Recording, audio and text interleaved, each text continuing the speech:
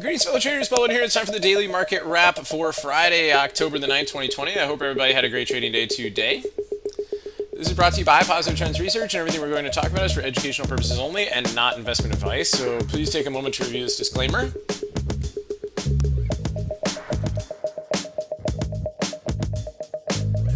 Awesome. Good. All right, let's check and see where we left off in the market here today. So SPX monthly chart, green inside month so far. It starts to push up towards the upper Bollinger Band again. Weekly chart, great follow through after it was a little bit of a red shooting star candle, but really the key area that we wanted to get above, we talked about that, is a nice push above these levels right here. So we ended up finishing pretty strong here this week. So next levels of attack are the kind of the scene of the breakdown here as we entered into the Cloud Canyon, right? So we got that going on here. So far we were looking for maybe a potential of a pullback here. Once they got back off of this level right here, right, it kept that gap is sort of a kind of solid in place right now, for now at least. So we'll see how that holds. And we had a pretty good push up here. This one looked like it might have been trying to work on the correction, and that might have been it, right? So this could be your ABC move right there off of your wave 2. And now it looks like we might be working on a larger wave up, right? So we might see a little bit of a push up here, maybe a pullback to the cloud for wave 4 move, and then a bounce potentially to all-time high. So we're going to be tracking that. But generally, right now, so in the context of this this trend box, we are bullish till proven otherwise. All right, so we've got that going on here. So good stuff there. Other than that, let's take a look and see how the volume was today. It was the theme of the week was low volume, right? So every candle we saw that was moving was like less volume, right? You can kind of see it here. We finally got a little volume into the close today, so that did start to push things up. So that adds a little bit of confidence. And there were some nice ones that set up over potentially for over the weekend, which we'll point out in a little bit. Let's take a look at the S&P futures and show you what we were looking at here today. So kind of the big thing we went into today, kind of with a bullish mindset, because we talked about it a little bit earlier in one of the earlier videos, is that we had a nice impulsive move up overnight, right? And we held those levels, right? Never got into yesterday's range overnight, right? So that kind of kept this kind of bullish going into today. Now, did it pull back a little bit? Yeah, sure it did, right? At the open, right? So, but it was initially pretty strong, so that allowed us to get a dip buy on names like Apple, Tesla gave a nice dip buy opportunity this morning. We'll take a look at those in a little bit, and then it was kind of this grindy type move here in the downward channel here. You see they're still pushing it up here after hours.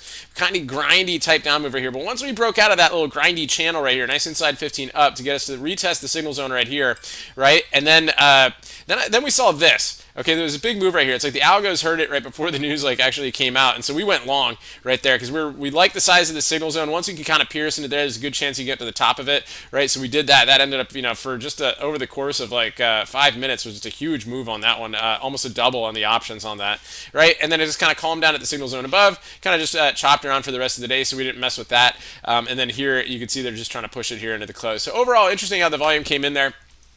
We'll see how that goes going into next week. We'll take a look at all this stuff again Sunday night and see how things are setting up then.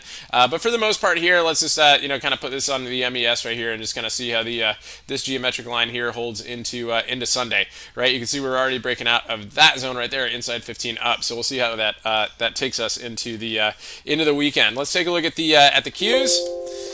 And generally, tech was really the leader today. Really, I mean, for the most part, the market was generally pretty choppier here, but the Nasdaq just continued to plow its way up throughout the day today, and so that kind of leaned us more into names like Apple, Microsoft, Amazon that were really, really strong, which we'll take a look at in a little bit here.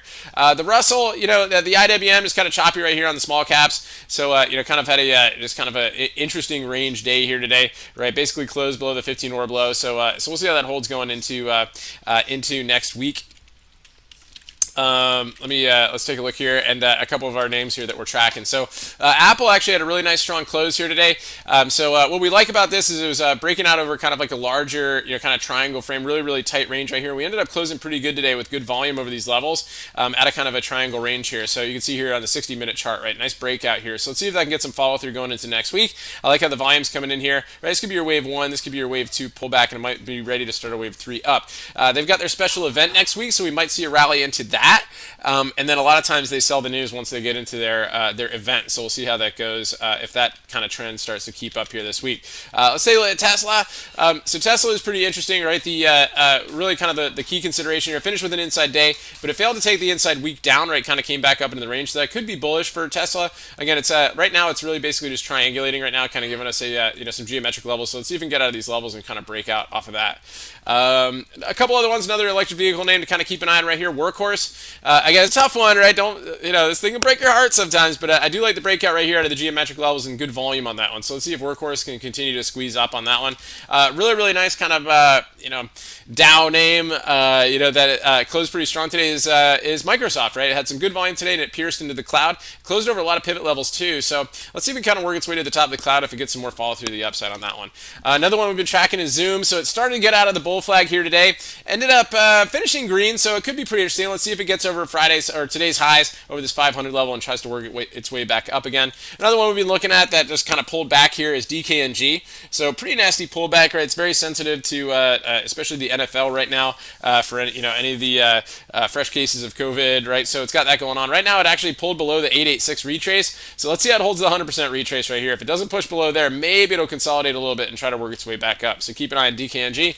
Amazon also had a stellar week too, shifting the trend line back over to being bullish, right? Till proven otherwise again. So and they it's hard to prove otherwise when you get a big candle like this closing at the highs of the day. This was probably one of the best trending names today, holding your ADMA all day today. So the pullbacks were all buyable on Amazon today. So pretty amazing stuff there. And another one we're just kind of tracking going into next week, very, very sensitive to stimulus news, airlines news, things like that, is Boeing, right? So it really didn't give us a lot of confidence here. It failed to close above the 15 order. We were hoping it would, but basically it's rejecting the 618 right now. So which way does it want to go? Does it want to go to the scene of the breakdown, or does it want to fill the open gap below, right? So we're kind of in between those, stuck in the middle of those ranges right now. So right now it looks like it's trending down, right? The ADMA here on the 15 is kind of pointing down. Of course, anything could happen with news over the weekend, but it certainly didn't get enough energy to get to this level. So let's see how it holds going into next week. So lots of other charts, guys, but we'll take a look at those Sunday night if you guys bring your requests. I think we're going to have a special guest on Sunday night, and we might do a whole series with Algo382, with Paul on Elliott Wave this week, too. So we'll try to get him, on the stream with us, too. So that could be fun, too. So look forward to that, guys. So we'll see you guys Sunday night. I hope everybody had a wonderful week, and I hope everybody has a blessed weekend. We'll catch you guys on Sunday night.